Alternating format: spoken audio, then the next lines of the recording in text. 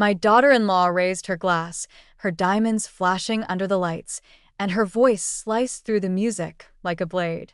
3,000 a month to scrub floors. Edna laughed loud enough for everyone to hear. Classy, Dorothy. Laughter erupted around me, sharp and cruel, while my son stood there silent, eyes on his drink. My throat tightened, my cheeks burned, and for a moment I couldn't breathe. But just as I turned to leave, a deep voice behind me said, "Excuse me, ma'am." And in that instant, the room froze, and so did she. So before we continue, please make sure to like and subscribe. It really helps the channel grow. Thank you so much if you've already done it, and let me know in the comments which state or country you're watching from. So now, let's continue our story. I stood in front of the mirror in my tiny apartment, smoothing down the navy dress I'd worn to weddings years ago. It wasn't new, but it was the best I had. My fingers hesitated over the chip zipper as a wave of doubt hit me. Why did I even agree to this? Because Boyd insisted. "Mom, it's just a family thing," he said on the phone. His voice rushed like I was just another item on his to-do list. Family thing, right? I stared at my reflection, trying to convince myself I belonged anywhere near a room full of people who lived a life I could barely imagine. Now, by the time I reached their house, I already felt small. The place glowed from the inside out, marble floors, glittering chandeliers, music soft enough to sound expensive. I stepped through the front door and felt the warmth of bodies, laughter, and conversations that stopped just short of including me. I smiled anyway, gripping my old clutch so hard my knuckles turned white. Boyd appeared across the room, looking sharp in a black suit, tie perfect, hair slick like a magazine ad. For a second, my chest filled with pride, but then he waved at someone behind me, barely making eye contact. "Mom, you made it," he said, pressing a quick kiss to my cheek before drifting away with a glass of something amber in his hand. Before I could follow, she appeared. Edna, blonde hair pinned perfectly, the sparkle of diamonds catching the light like she wanted everyone to see them. "Dorothy," she said sweetly, her eyes scanning my dress with a smile that didn't reach her eyes. "You look so classic." I swallowed hard. "Thank you, dear. The house looks beautiful." She laughed lightly, tilting her head. "Well, when you work hard for what you have, it shows, doesn't it?" Her words slid under my skin like a needle. I ignored it, stepping toward the buffet table, reaching for a tiny sandwich just to keep my hands busy. That's when her voice cut through the chatter like a blade. "Oh, don't mind her. She's just a maid now. 3,000 a month. Can you believe it?" A ripple of laughter spread through the small group around her. My hand froze midair, sandwich untouched. Every sound in the room blurred except for that word, maid. My face burned, heat crawling up my neck as the laughter grew louder. I wanted to speak, to defend myself, but my throat closed up. My mind screamed, how could she? How could Boyd let her? I forced a smile that didn't belong to me, pretending I didn't care. Pretending I was okay, while inside something cracked wide open. "It's honest work," I managed to whisper, but the words tasted bitter. Edna smirked, her manicured hand brushing an invisible speck from her champagne glass. "Of course it is. We all do what we can, right?" More laughter. My chest tightened like someone had tied a rope around my ribs. I could hear my own heartbeat pounding in my ears as I stared at the crystal chandelier above me, thinking if I looked up long enough, I wouldn't cry in front of them. Not here. Not now. I wanted to leave, to melt into the floor, and never come back. I gripped my clutch so hard I thought it would tear, my nails digging into the worn leather, and started to turn away when a deep voice rose behind me, calm but commanding. "Excuse me, ma'am." The laughter stopped. The room fell silent so fast I could hear the clink of a single ice cube in someone's glass. I turned slowly, and when my eyes met his, my breath caught in my throat.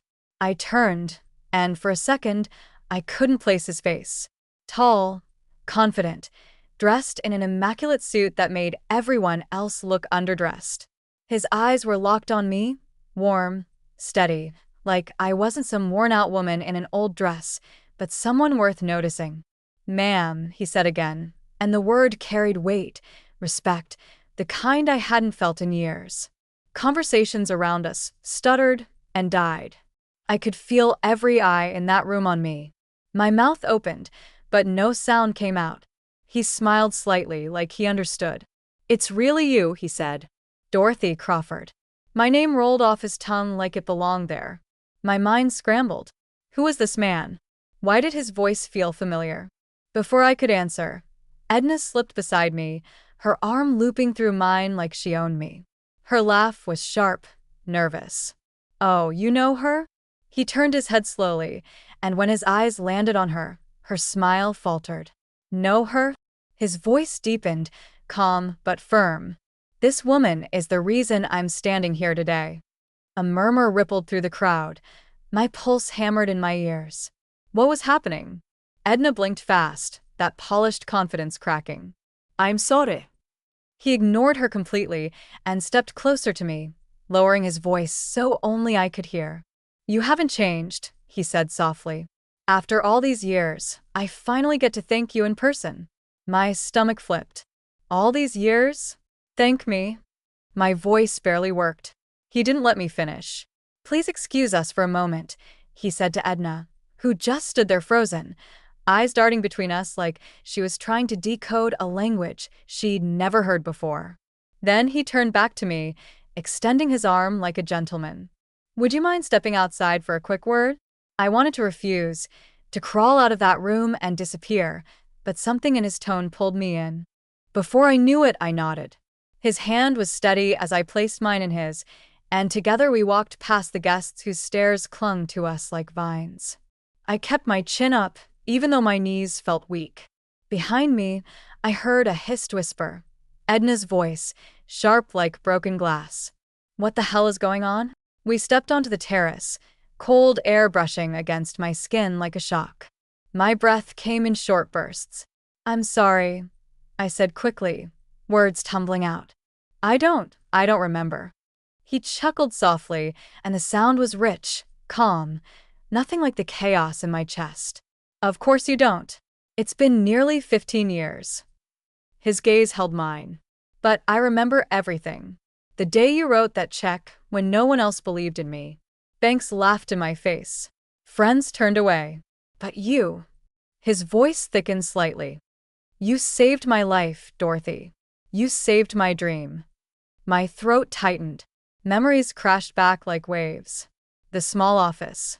The desperate young man with fire in his eyes. The way I handed him that check, thinking it might never come back. I'd almost forgotten. Life since then had been nothing but loss, betrayal, survival. I whispered, "You're the one with the startup." He smiled wider. "The startup that became Titan Enterprises." My breath caught again. Titan, the name I'd seen in headlines attached to million-dollar deals and corporate success stories. And this man, the man whose hand I was holding, was its founder. Before I could process, the terrace door burst open. Edna stormed out, her heels clacking like gunshots. "Dorothy," she snapped, her voice dripping with forced sweetness. "Your son's looking for you." Her eyes flicked to him, and the mask slipped just enough for me to see the panic underneath. "And you are?" He turned his head slowly, his smile polite but cold now. "Alexander Reed," he said, "CEO of Titan Enterprises. And you must be Edna." Her lips twitched. "Yes, I am Boyd's wife." He raised an eyebrow, his gaze slicing through her like a blade. "Interesting." Then he looked back at me, and his tone softened again. "I'll call you tomorrow. We have a lot to catch up on." He squeezed my hand gently, then walked away without another word, leaving the air heavy with tension. Edna stared after him, her face pale, her jaw clenched so tight I thought her teeth might crack. Then she spun on me, her voice a harsh whisper. "What did he mean by that?" "What the hell did you do?" My heart was still racing, but for the first time in years, it wasn't fear that filled me. It was something else, something sharp and quiet, curling deep inside me like a spark catching fire. I didn't answer her. I just walked past her, head high, gripping the railing so she wouldn't see my hands tremble. As I reached the door, My phone buzzed in my clutch. I pulled it out, and when I saw the name glowing on the screen, my breath stopped. Alexander Reed. I sat in the back of the cab on the way home, clutching my phone like it might disappear if I let go. His name still glowed on the screen, and my mind spun in circles. Alexander Reed. I remembered him now, the young man in a cheap suit who walked into my office 15 years ago with nothing but a dream and desperation in his eyes. I could still hear his voice trembling when he said, "Mrs. Crawford, I swear I'll pay you back every cent with interest. Just give me a chance." And I did. God help me. I wrote that check without thinking twice, because I believed in him. I believed in a lot of people back then. I believed in family most of all. My son, Boyd, my only child, was everything to me after Robert died. Robert was gone in an instant, a heart attack on an ordinary Tuesday morning when life still felt safe.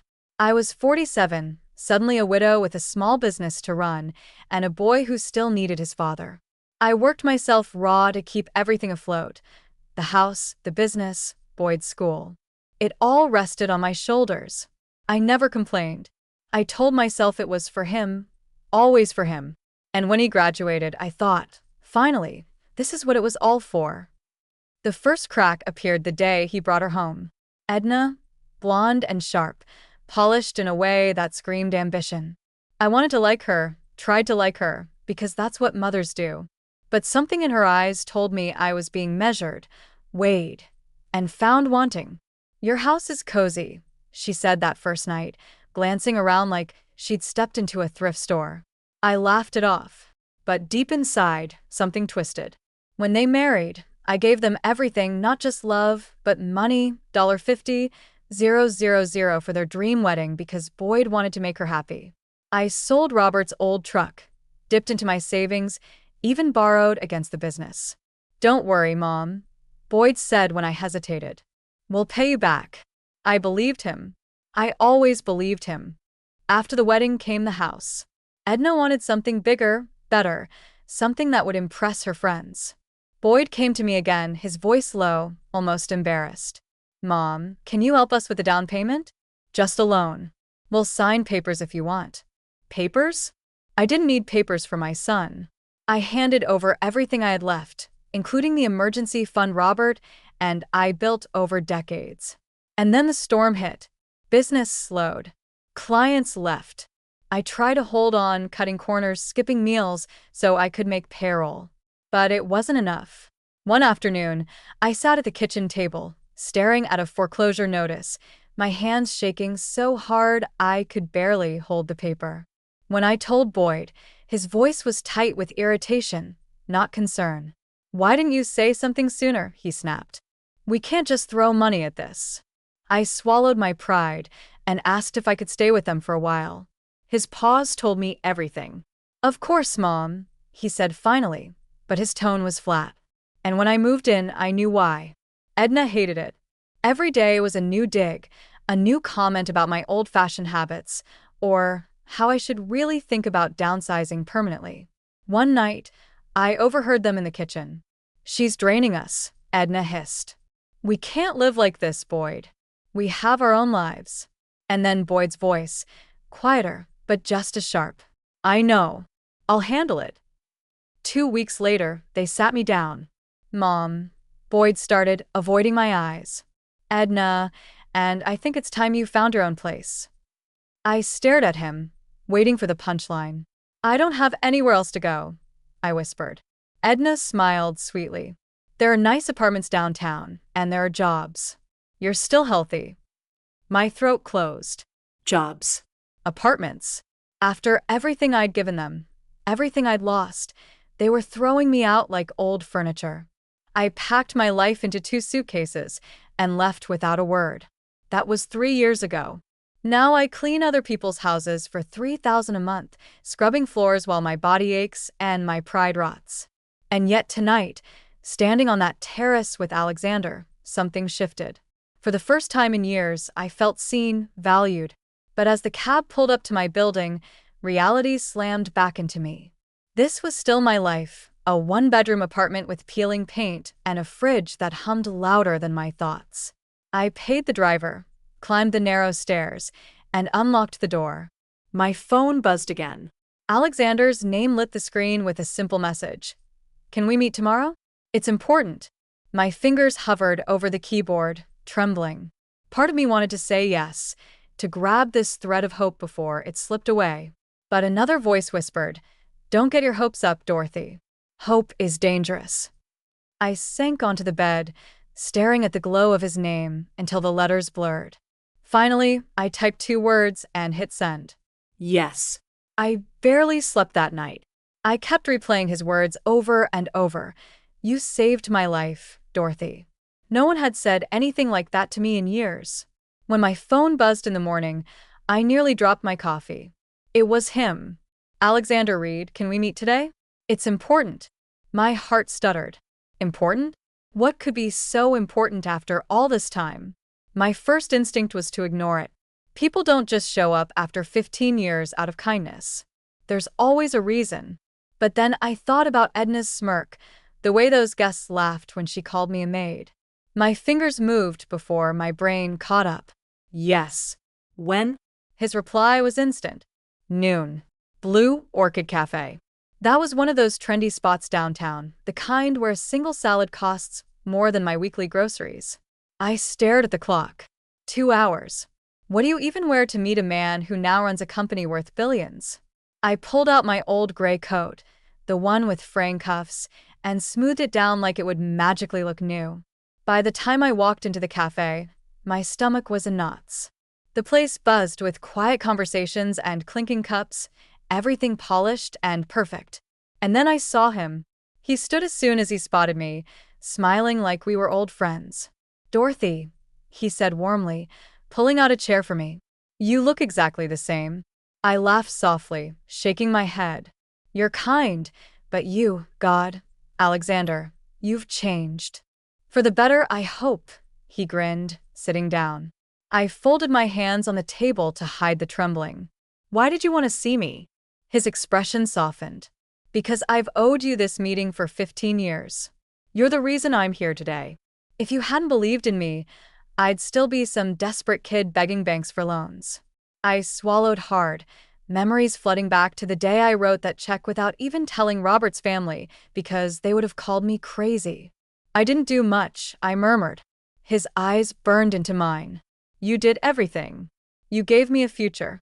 And I hate that it's taken me this long to find you." I didn't know what to say. No one had spoken to me with that kind of gratitude in decades. My voice cracked. "I'm just glad you made it, Alex." He leaned forward, lowering his voice. "Made it, Dorothy. I didn't just make it. Titan Enterprises is global now.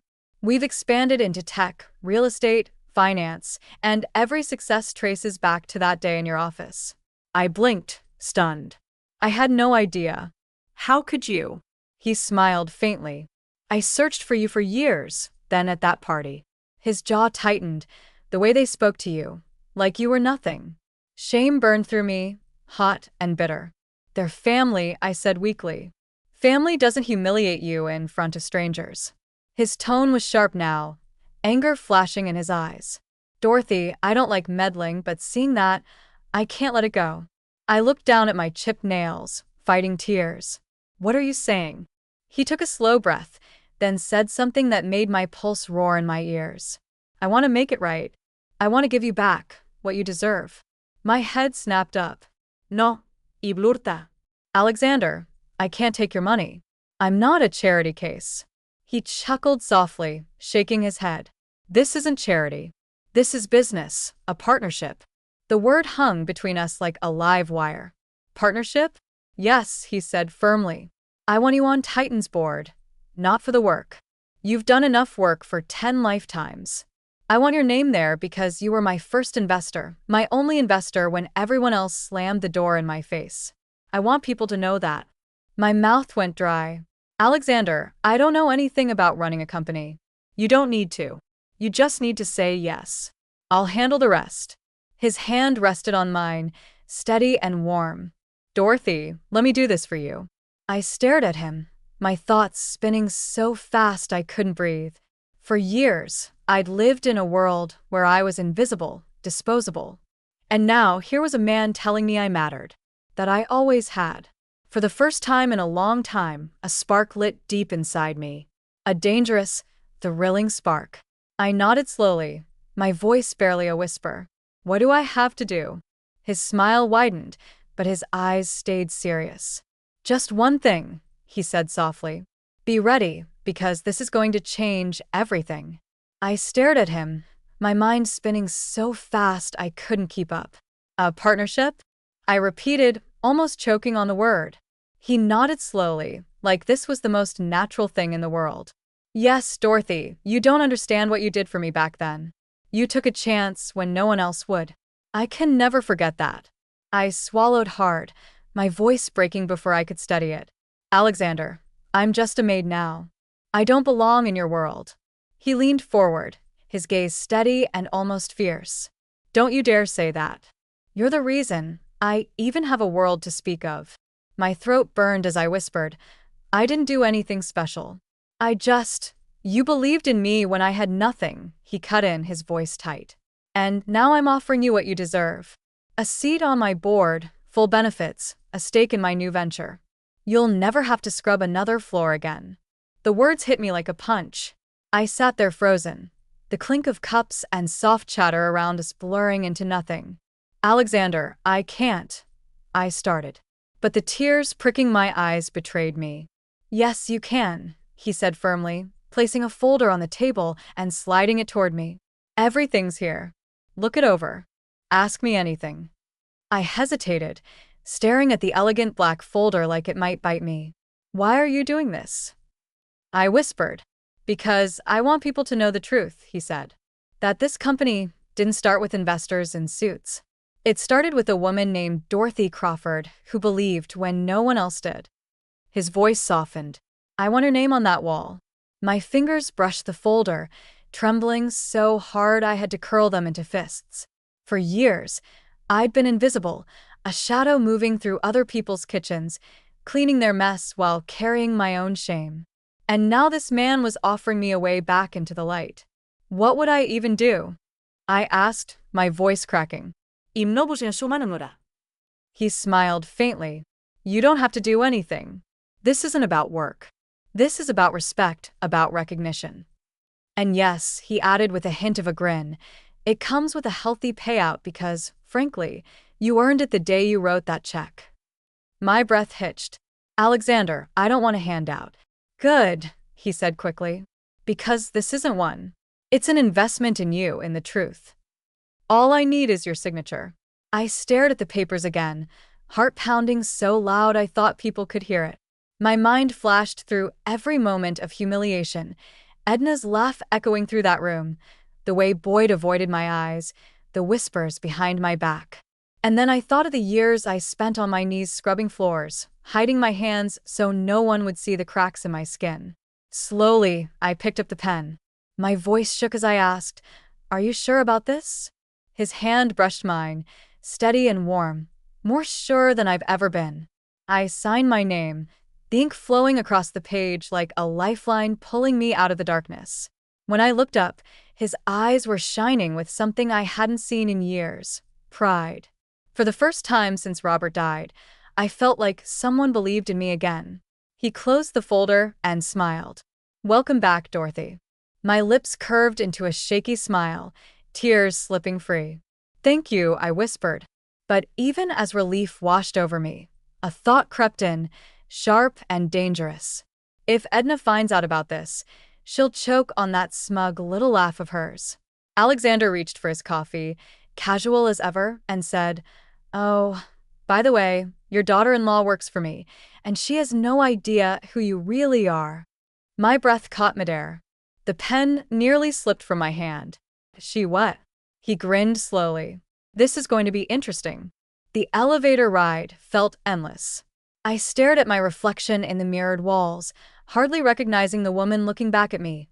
A crisp cream blouse, a tailored blazer Alexander insisted on buying, and a pair of modest heels I hadn't worn in years. My hands gripped the leather folder so tightly that my knuckles ached. This wasn't just a meeting. This was my return to a world I thought I'd lost forever. When the doors opened to Titan's executive floor, I stepped out into a sea of glass walls and quiet power. Every head turned as I walked past. Some nodded politely, others whispered, and I wondered what stories Alexander had told about me. My heart pounded, but I kept my chin up. I wasn't the humiliated maid tonight. I was Madam Crawford, founding investor, though the title still felt like a dream I'd wake up from any second. Dorothy. Alexander greeted me warmly, placing a steady hand on my shoulder. Ready? I forced a smile, as wide as I'll ever be. He led me into the boardroom, a sleek space with a long table and city lights sprawling beyond the windows. People were already seated, their polished faces turning as I entered. Respect flashed in their eyes, and for the first time in years, I felt it wash over me like sunlight on cold skin. Everyone, Alexander said, his voice carrying authority. I want to introduce someone very important. This is Dorothy Crawford, our founding investor. The applause that followed was polite but genuine.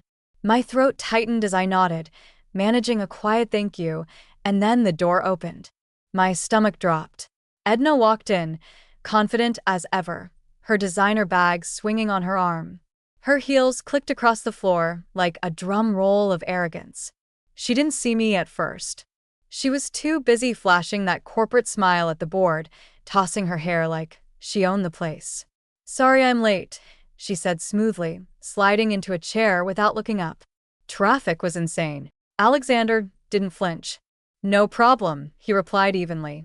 "We were just welcoming our newest partner." Her head snapped up. I saw the moment her eyes landed on me, and it was worth every tear I'd cried. The color drained from her face so fast I thought she might faint. "Dorothy," she whispered, her voice cracking. I smiled calmly, my hands folded on the table like I belonged there, because now I did. "Hello, Edna." She blinked, her mouth opening and closing like a fish gasping for air. What? "What are you doing here?" Alexander's voice cut through her stammering like a blade. "She's joining the board," he said. "As of today, Madam Crawford is officially one of the company's major stakeholders." Gasps and murmurs rippled through the room. Edna's perfectly painted smile collapsed. There must be some mistake," she sputtered, turning to me with eyes full of panic. You're a maid." I tilted my head, my voice smooth as silk. "Not anymore." The silence after that was delicious. She looked at Alexander, desperation flashing in her eyes. "You can't be serious," she hissed. "She's not qualified for Edna." Alexander interrupted sharply, his tone cold enough to freeze the room. "You do well to watch your words. Dorothy Crawford believed in this company before anyone else. Without her, Titan wouldn't exist. Show some respect." Her lips trembled, but no sound came out. I sat back, hiding the smile tugging at my mouth. For the first time in years, the balance of power shifted, and it was in my favor. As the meeting rolled on, I barely heard a word.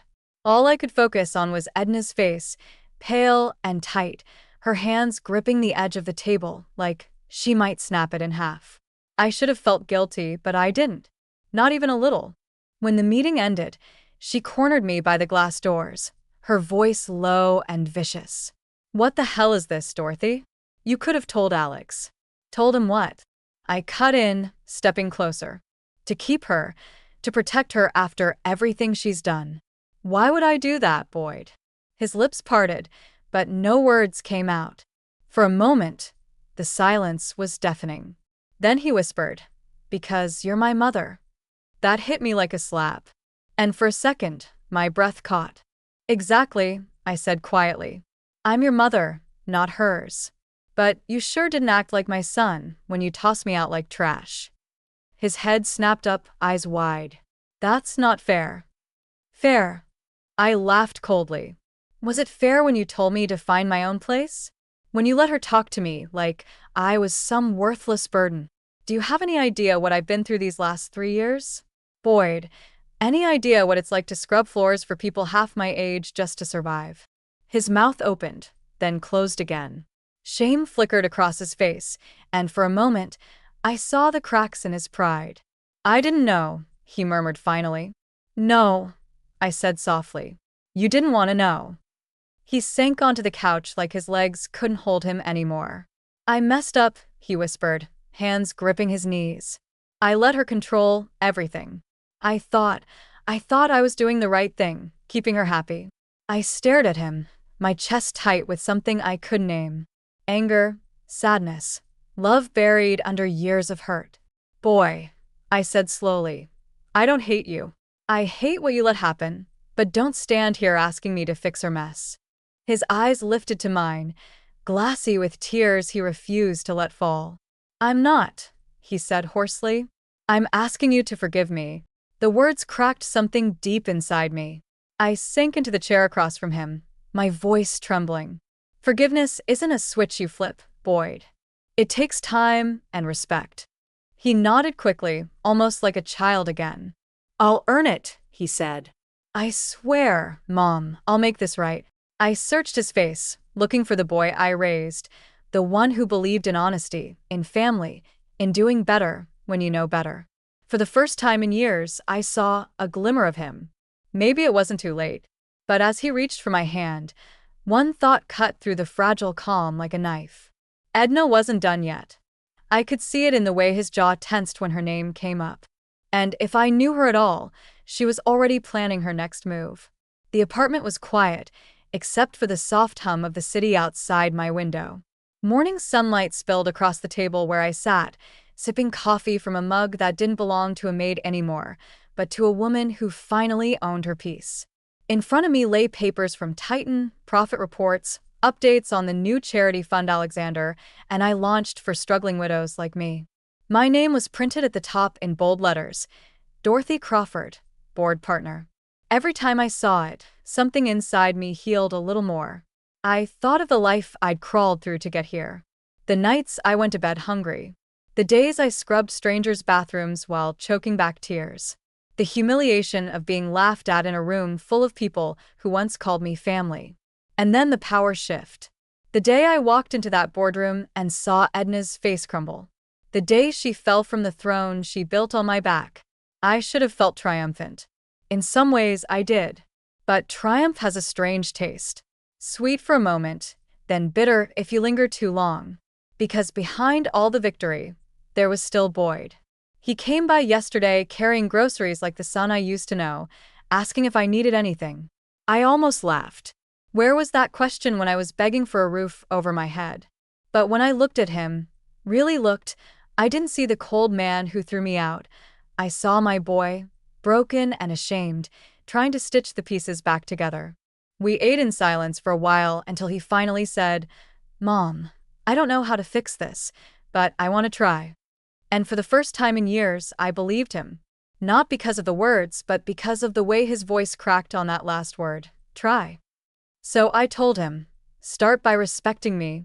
That's all I ever wanted. He nodded like a man making a promise to himself. And maybe he was. I don't know if we'll ever be what we once were. Maybe that's gone forever. But now, at least we're building something honest. Brick by brick, with no lies holding it up. As for Edna, she vanished from the city weeks ago. Her name a cautionary tale whispered in boardrooms she'll never step into again. Sometimes I wonder if she hates me, if she lies awake cursing my name. But that's her burden, not mine. I don't live for revenge anymore. I live for peace. And peace, I've learned, isn't loud or flashy. It's sitting at this table in a sunlit room, reading emails about a foundation that will help women like me find their footing when the world knocks them down. It's knowing that the girl who once walked out of her son's house with 2 suitcases is gone for good. I closed my laptop and stepped onto the balcony, breathing in the crisp morning air, watching the city move like a living thing below me. Somewhere down there, another woman is crying over a betrayal she never saw coming. I wish I could tell her this. You're stronger than you think. You're worth more than they made you believe. And one day, when the storm passes, you'll look back and realize you didn't just survive.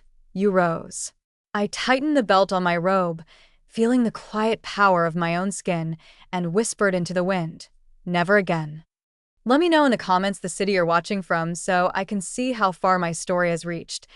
Thanks for watching until here. Please subscribe the channel.